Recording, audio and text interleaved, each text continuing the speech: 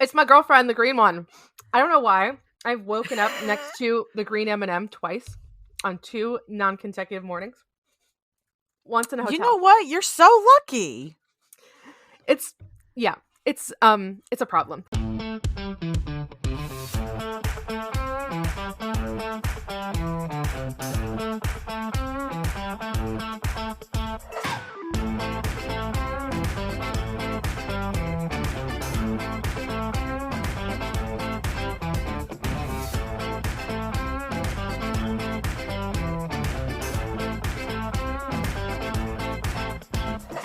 Welcome back, everybody. Welcome back to Simply Amazing, the podcast where we get together once in a while, once every week. We sit back, we relax, we have a little conversation, and we talk about the man of the hour. His name is Kurt Wagner of the X-Men.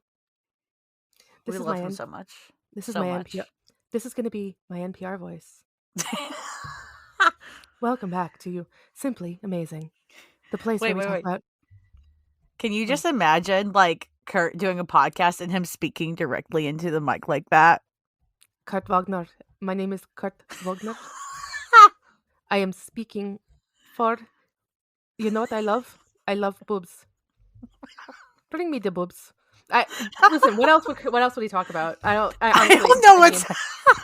Like, I literally can't stop laughing. I'm feeling like 3 different things at once. So I'm just going to sit here and be quiet. Hi, guys! We are... we're not even 2 minutes in and we've already off the rails. What are we even talking about this week? Welcome. Let's just introduce ourselves. I'm Lisa. Hi, guys. I'm the OG Nocturne. And of course, by my side, I've got the absolutely fabulous, wonderful... I am your friendly neighborhood by Lauren, and if anybody should be making the boobs comments here, it's me. I am ashamed of myself for not mentioning boobs first. I'm so sorry, guys. I will make a more dedicated effort to mentioning boobs every episode. You are so welcome. Yes, please. Thank you. And thank you. This week, we are very excited because we're going to start the first of 4 weeks. Probably consecutively, hopefully consecutively. We'll see what happens. I mean, this schedule is always all over the place. But we have decided that we are going to take heads on the original 1985 Nightcrawler series by the one, the only daddy, Dave Cockrum, the man, yes! Our man. So we were going to take it one issue at a time. We're going to read each issue and we're going to give our thoughts on the issues. And we started with, obviously, we started with issue number 1. For those that are not familiar with this series, this was the very, very first solo series that Nightcrawler had from 1985, as I said. It was just 4 issues, very, very quick. And it was, it was written and illustrated by Dave Cockrum, who, again, was the creator of Nightcrawler. And also colored by Dave Cockrum's wife, Patty, which is also a very kind of cute little side. And it's a fun story. It's just a fun, exciting story. When I was reading it, all I could think was I think that Dave probably was having the time of his life writing this and drawing this because it feels like the most fun thing I've ever read. It's just ridiculous from start to finish. It's so great. And I love this because it's really Kurt's first Swashbuckler story. So I know there's quite a few of y'all that listen to this pod, and like me and Lisa, you guys are huge fans of his pirate Swashbuckler self. Well, if you haven't read this 1985 series, you need to read it right this second because it is very silly. There are things that you're going to be like, what is that? But it's so fun. It's anyways, I'm still rereading it all, so I haven't read the other issues yet, but we're talking about issue 1 today. And just from issue 1, as long as it keeps going on this fun little trail it's going, I'm having a great time. Are there probably things that haven't aged well? Maybe, but overall, it's just great. And it's so interesting to me that Dave Cockrum both wrote and drew this. Usually he's more the artsy stuff, so the fact that he also got to write this is a lot of fun and offers a lot of perspective, I think. Oh, for sure. And, it's always great to have... So, Nightcrawler is not the only character that Dave Cockrum created, but for sure, Nightcrawler is the one character that, is closest to his heart and is the character, or was closest to his heart, and is the character that Dave always kind of considered to be like his representation in the comics. He always felt like that was his voice in the comics and his closest kind of character. And so you can really see in this just how much fun he's having and how, I don't know, it's just, I had a lot of feels when I was reading it. I don't know, I've talked about in the past, I used to help run this Nightcrawler message board way back in the early 2000s, and Dave Cockrum used to come and post there and interact there a lot. And so, it was kind of fun to read this and think about that a lot. And just, yeah, it was like a little trip down memory lane, just going back and rereading this. I actually have not reread this in a very long time. So yeah, I'm interested to kind of revisit everything that's happened. But to start off, it really just goes off the rails very, very quickly. It's one of those things. It's one of those stories where you're going to want to suspend your disbelief early because nothing makes sense. Everything's crazy, and just buckle in for the ride because it's gonna be one. It's just, we're gonna start off in the danger room, and Kitty and Ileana are helping Kurt do some training, and he's just trying to test some stuff out. And during this whole thing, he brings up this the last time he tried to do stuff without teleporting, he lost his teleportation power with this battle with the Vanisher, which is a really fun story if you like the Vanisher, which I know this is going to sound crazy. Who likes the Vanisher? I actually really like the Vanisher. He's such a stupid character.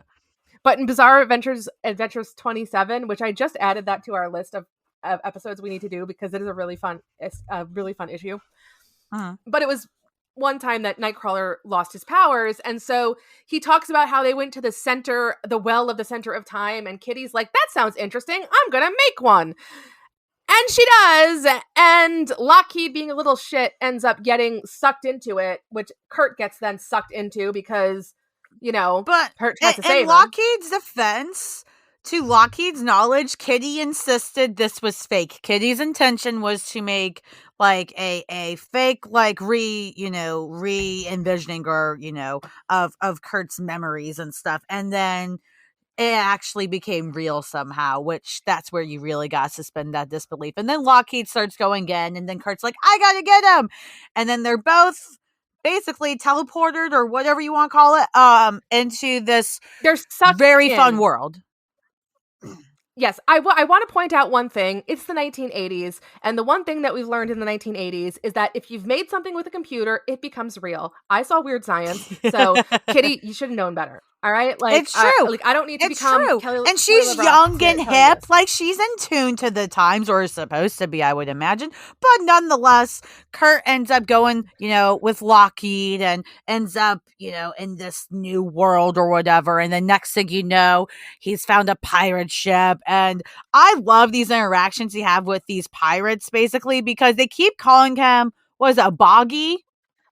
A boggy. It's spelled with one O. There should be two O's then. Bogey. We'll say bogey because that sounds better. But they keep calling him that. And this whole time he's like, I'm not a boggy. And they're like, you're a boggy. And he's like, but I don't want to be a boggy. And this whole time I'm like, what's a boggy? Like, what is this boggy that Cockrum was so insistent on making like a little inside joke this whole time? But we find out later what a boggy is. But it's not just that he's a boggy. He's a boggy and that he has his frumerous I can't even say it. Frumerous Bandersnitch. I can't say that. Frumerous? Which is Lockheed, right? Which is Lockheed. And this is like kind of the running gag through the entire thing is that everybody who sees him is like, oh, it's the boggy and it's Frumerous Bandersnitch. And it just keeps on happening. And he's like, what the hell? Why do they keep calling you this? He doesn't know what's going on or why they keep calling him that.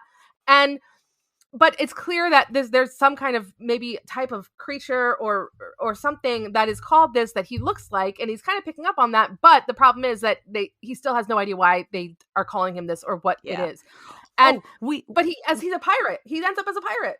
Right, and we need to clarify. This is like some Treasure Planet shit. Like their ships can like fly. Like they're flying around the world, like in the skies and stuff. So it's just really like kind of mind-boggling, especially for the 80s at the time concept. He's not just like sailing in the ocean. He's like, woo. Oh yeah, no, this is like lending heavily or borrowing heavily from the whole John Carter of Mars mythos, like very much so, with airships and princesses and pirates and all of this kind of, Can we talk about this might be jumping ahead a bit, but it made me laugh so hard. I was telling Lisa this before we recorded when I reread this issue. It's so fun because while he's on the ship with these pirates, time passes differently. So, like, he's only been gone a couple hours or a day in Kitty and Ileana's time, but in his time where he is at, it's been like a week. And so he's bonding with the pirates on the ship and almost becoming one of them at one point. But then this woman comes on the ship and he loses his mind. Like, y'all, if you want a prime example, another one, as if there weren't enough, of him thinking with his dick. It's in this series too, because he goes from like, oh man, I gotta figure out like what to do, and wow, these guys are actually bad. Like, I have moral issues now. I gotta stop these bad guys. And the second one comes in, he's like, hello, please let me help you, please. He's so cute. Well, first of all, it's like it's not even just a woman; it's like a princess, and she's hot. She is. Lie. She's hot. Like she's a hot woman. But he's like, hey, girl, and everyone's like, okay. This is a princess, Bogey. Like, back up. You ain't getting close to this princess. And he's like, okay, well, first of all, I'm not a bogey. Why do you keep calling me a bogey? And also, how am I going to get close to this princess? So, he's like, how am I going to do this? I'm going to figure out how I'm going to get close to this princess. But essentially, he's trying to find a way back while Kitty and Ileana are trying to find a way to get him back.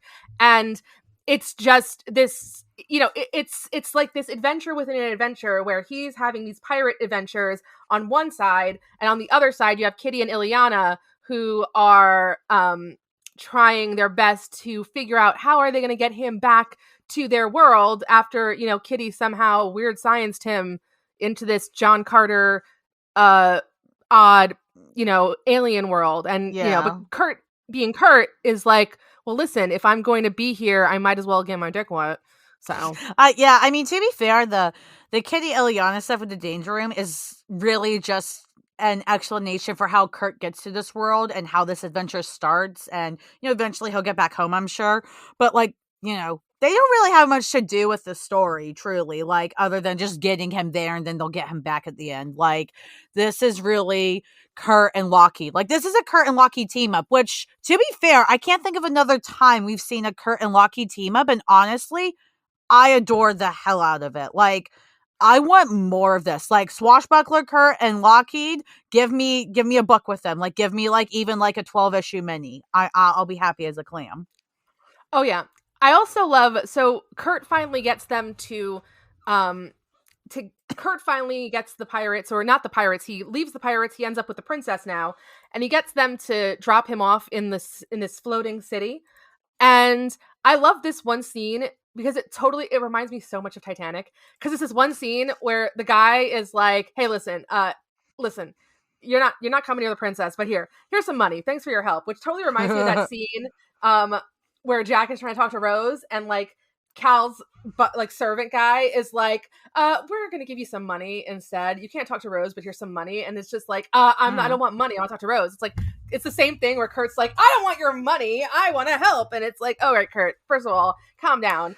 No one's asking for your help. And then you have the scene where, he gets on planet, he gets away, but he puts on this big, like, robe cloak thing to try to hide who he is so people stop flipping out on him. But then this woman who is freaking out. She's like, me and my brother have to, save our mom. She's very ill. And then all of a sudden, of course, Kurt's like, well, where's your brother? And he gets bonked on the head and knocked out, from behind.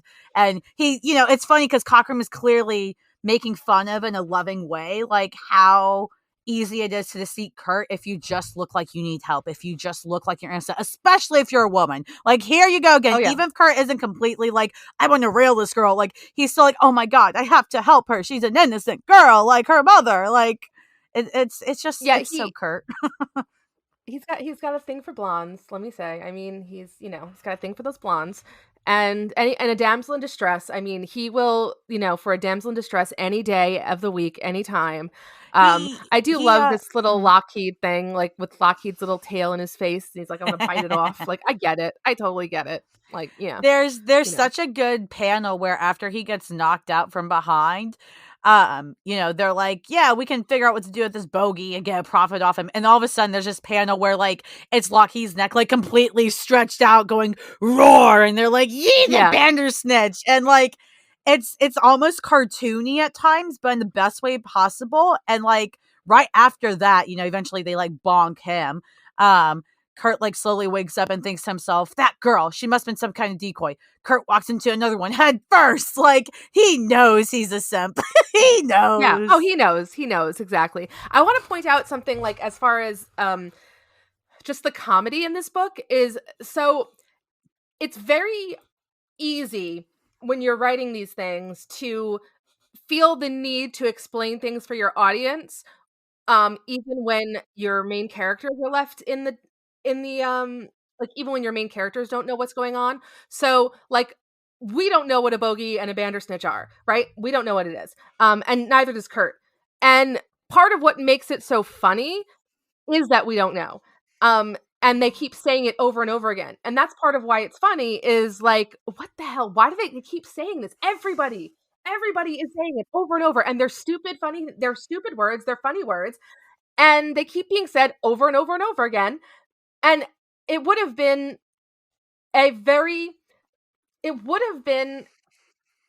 something like, I wouldn't have faulted Cockrum for deciding to put in an explanation as to what it is for the reader, but I'm so glad he didn't, because that's what makes it so funny, is that we're going through this as blind as Kurt is, as far as this weird world. And like, we have been thrust into this bizarre world the exact same way he has, with no explanation. We have no idea what's going on, just like he does. There are no text boxes giving us explanation. There are no word bubbles that are telling us anything. We are on this ride exactly like he is. And that makes everything that happens all the more exciting and silly and fun. And also kind of keeps that energy and that silliness, because otherwise, like, yeah, it's very, some writers, like, they like to explain everything and make sure that the reader knows each detail as it goes on, and that's great, and it's it works in some ways. But in this specific story, the fact that we are as in the dark as the character, and that we it helps the story so much to just be, to almost feel like we are being like jerked around just like he is, with what's going on. It's so much fun. And then, of course, what ends up happening? Yeah, I mean, that's I just want to go back to what you said there, because that's a really good point I didn't think about completely till you said it. Was Kurt is a very fun character, obviously, but we don't always get that in the stories he's in, because especially later, they take the more religious approach with him and stuff. And it is really great that Cockrum, he writes this more as a comedy. It's very much a silly adventure comedy. He uses a lot of classic comedy things you see, like there's a slapstick humor with the over-exaggerated bonking that's cartoony, and you've got stuff like that where like they just keep saying the same silly thing, and one person's like, well, what does that mean? And even we don't know. We think it's hilarious only because no one knows what this means except, those people. And I don't know what that's called in comedy, but I feel like that is some kind of trope. It's utter genius, and it works. And it's a shame that people don't do that with Kurt's character now and the stories he's in. It's kind of a waste of his character, because that's so essential to making his stories work. Like, even if you do a more serious story with him, you should still throw that stuff in. So yeah, it's just such a treat. Oh yeah, and I think one thing too that is amazing, that I feel like you just don't see it as much anymore, because I feel like today in comics, every story is being written to feed into the next big story or the next big and granted, let me tell you, comics being written today are phenomenal, and there are amazing comics being written, and don't get me wrong, I love stuff that's being written today, but sometimes, like, you want something that's stupid and fun, that means nothing and has nothing to do with anything else, and is just a fun story. And that's what I love about this, is that it's there's not going to be a lot that's going to come from this that is going to have long lasting effects. It's not like 10 years from now Kurt's going to be like waking up in the middle of the night with cold sweats like, oh god, the shark people. Like, this is just its own little standalone fun thing, and sometimes those are the stories that we remember most. Those are the stories that pack the biggest punch, are those little fun standalones that that we remember. And by the end of this, speaking of the shark people, Kurt has been sold by Captain McGurk to some shark man. His name is Shagreen. Like, there's lots of S's. Shagreen the sorcerer. So, the S is there. Body and soul, you are mine. Like, if anybody's a fan of King Shark, I would really love to hear what you think of this weird shark being at the end of this issue, because I don't know what to feel other than, he looks like a He-Man character. Like, he looks like he would hang out in Castle. Like, he is Skeletor's friend, though. He is not He-Man's friend. Like, I mean, they definitely. It's funny because, like, looking at it, you can tell Cockrum definitely like did just some general like color design with him. So like if he went, if he's gonna have red eyes, he has to have red teeth. But also we need to put some red on. Like, this guy's wearing jewelry. Like, he's a shark guy wearing jewelry and some like Superman ass trunks. Like, guys, let me tell you, that's Patty do it. That's Patty doing that coloring, girl. Let the women do the work, right? That's true. She got that. But I'm sure Cockrum had some thoughts, but maybe he just said, you got it, girl. Thank you, wifey. Like, there it is. That's exactly. I just love. I mean, everything about it is just a lot of fun and silliness, and like the silliness it just becomes, it's exponential, because it's like we had all this ridiculousness with these stupid pirates and squid ships and random stuff, and like they land on a squid, and like in the very beginning of the issue, they come to this world and land on a squid, and the first thing Lockheed does is like blows fire on it, and it's like, okay, great, now what, Lockheed? I mean, now we're just like flying through the air, now what? It's and it's funny because we were talking about this before we started recording, and Lauren was like, I feel bad for Lockheed, and I was like, I don't, because I understand where Kurt's coming from being a pet owner, where it's like when your pet does something and like screws up, and then you have to clean up after them, and then they keep screwing up, and it's like, your pet is like going diarrhea in the corner, and like you're like, okay, I'm gonna clean it up, and then as you're cleaning it up, they're puking in the other corner, and it's like, oh my god, no, stop.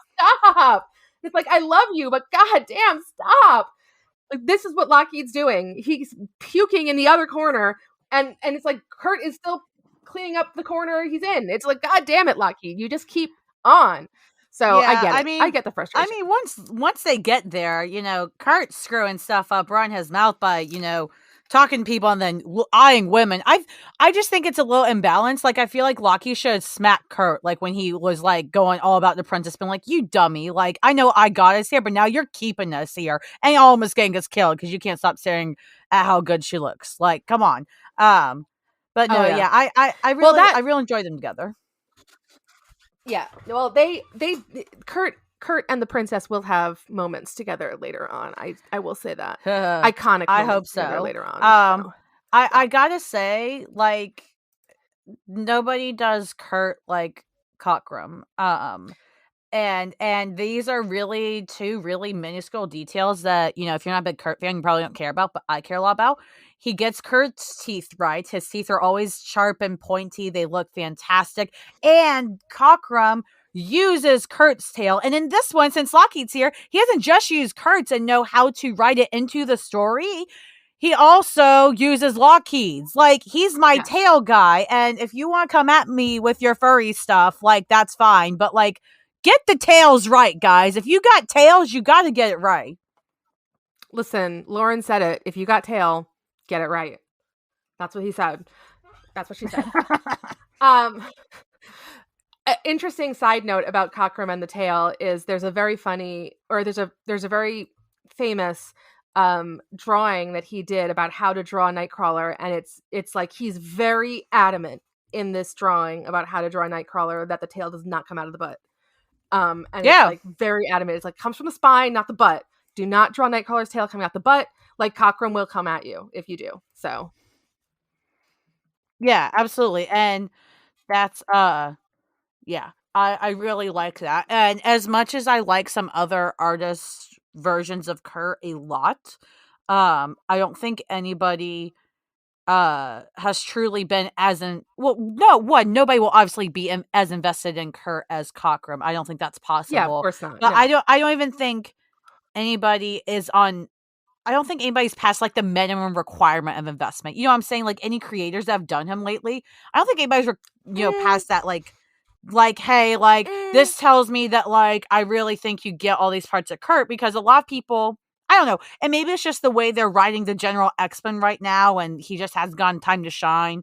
But I don't know, we man. gotta have that goofy. I'd say Alan Davis. I'd say Alan Davis does a that's really true. Good Alan Kurt. Davis did a very good job, but let me reframe it then. Let's go to current creators, in terms of they're actively creating now. They're in the X office, all this stuff. I did like X-Men Red and how the creators all were hey, yeah, let's give him the good stuff. Yeah. And I think they could have done more with him. Bob Quinn, I liked what he did with Kurt in Way of X.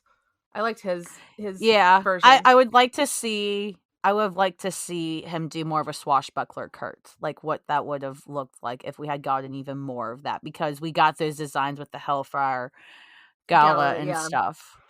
So yeah, I guess you're definitely right there. There's a couple you mentioned, absolutely.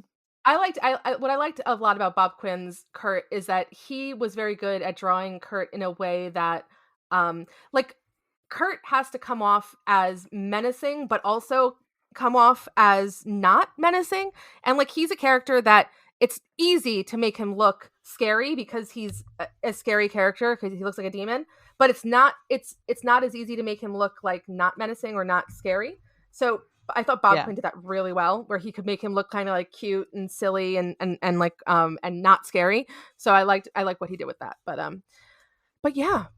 So that's issue 1 down, girl.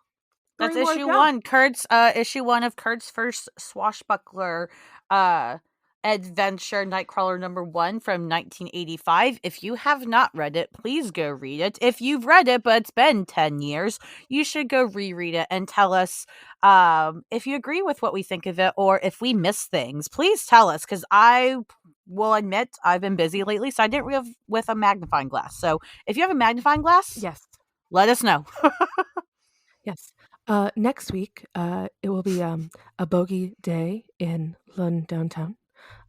That was my NPR voice for a bogey day. No, do the Kurt one again.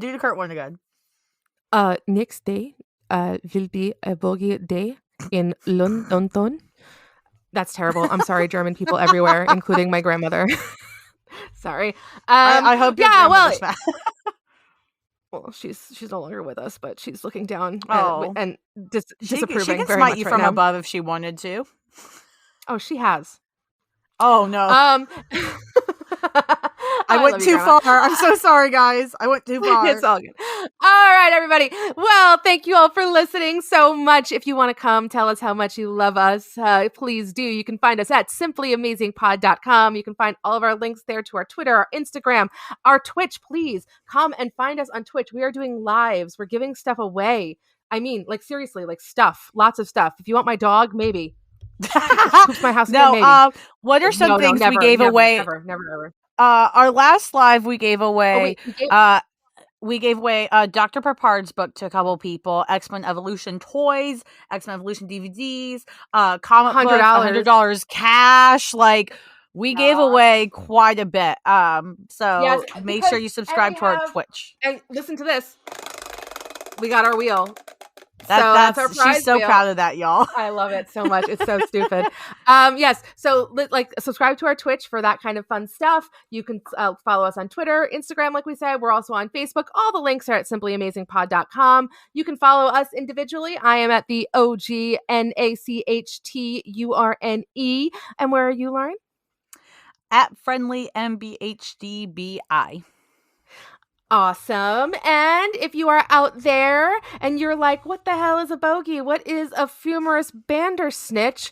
Tune in and you will find out, because you're simply amazing.